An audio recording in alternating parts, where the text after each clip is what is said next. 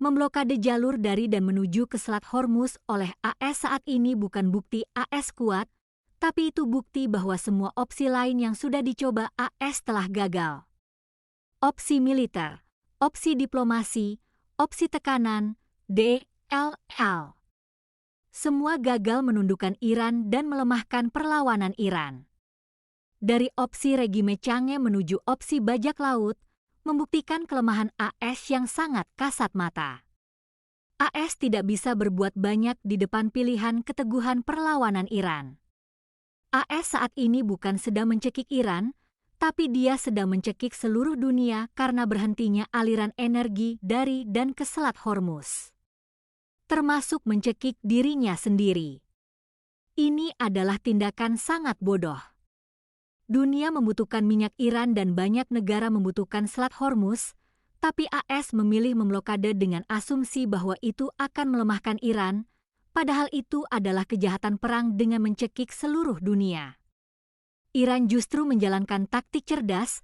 Iran tidak menutup total Selat Hormuz, tapi mengubahnya menjadi rute penting berbayar bebas untuk semua selama mereka tidak memiliki hubungan dengan AS dan Israel.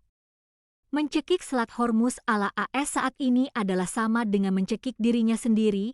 Harga minyak dan gas di AS dan Eropa terus melonjak dan AS akan segera menyadari kekeliruan ini dan akan segera berhenti dengan sendirinya. Dunia menyadari apa yang dilakukan AS adalah kecerobohan dan efek frustasi karena gagal menundukkan Iran. Makanya tidak ada satupun negara yang membantu AS saat ini dalam misi ini di Selat Hormuz. Berbagai cara AS lakukan untuk menekan Iran agar menyerah lalu menerima tuntutan-tuntutan AS selamanya akan menjadi mimpi dan halusinasi.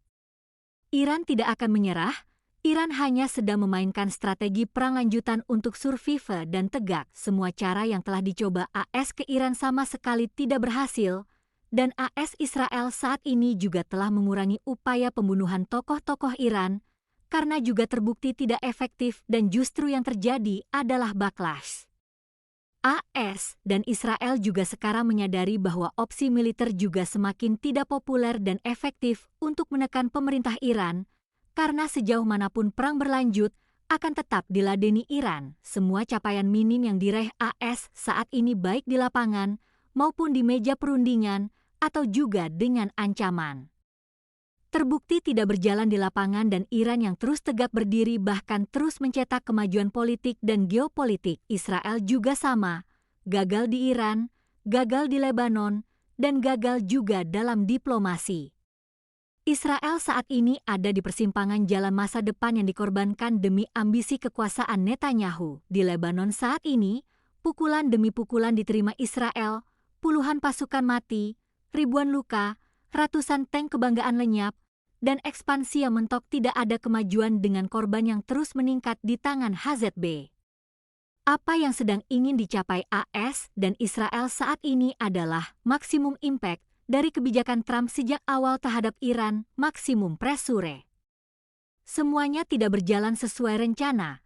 Kapal-kapal induk kebanggaan AS pulang ke kandangnya dengan luka di badannya akibat hantaman balistik Iran, tapi luka di Pentagon jauh lebih dalam lagi dari luka di badan kapal. Bahkan saat AS ingin mengirim satu kapal induk lagi USS George H.W. Bush, AS harus memilih rute lewat jalur yang jauh melalui Afrika. Dan AS dipaksa menjauh dari perairan Selat Gibraltar dan Laut Mediterania yang merupakan jalur normal ke Timur Tengah karena takut dihantam oleh balistik kelompok Houthi di Yaman. Opsi militer yang gagal, diplomasi yang gagal, ancaman yang tak lagi didengar, dan reputasi yang hancur.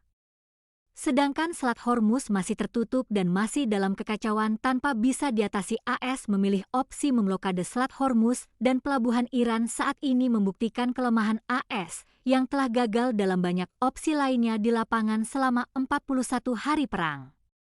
Dan langkah ini akan segera mencekik dirinya sendiri, mengancam, menekan, retorika yang kacau, dan meninggikan suara yang dipraktekkan AS selama ini. Itu semua bukan gaya dan ciri-ciri pemenang, itu adalah ciri-ciri pecundang.